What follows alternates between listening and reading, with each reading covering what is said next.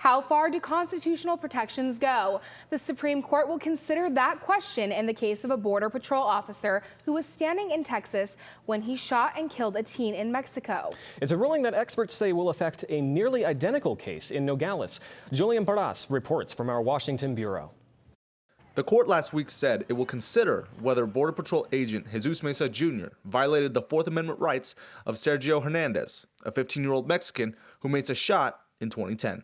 So the question that the Supreme Court is looking at is, can these foreign nationals sue U.S. federal agents when the incident has occurred sort of transnationally across a border? The Fifth Circuit Court said no in Mesa's case, but the Ninth Circuit ruled differently in the Nogales shooting.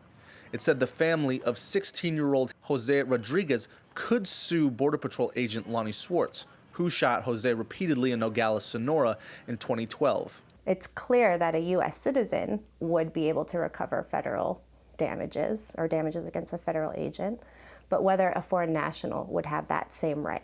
The families of both teens cite the Supreme Court's ruling in a case called Bivens. The ruling allows federal agents to be sued in some cases for actions that might otherwise be protected. The idea in Bivens was that even if Congress hasn't created a statute that you can sue under, you could sue directly under the Constitution if a federal officer violated your constitutional rights. But the attorneys for Swartz argued it should be left to Congress, not the courts.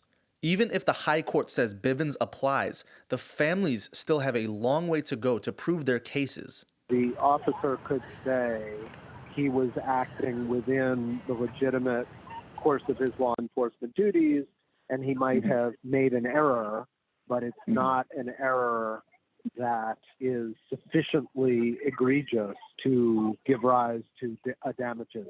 The court is nearing the end of its current term and will not hear arguments in the border shootings until sometime next fall.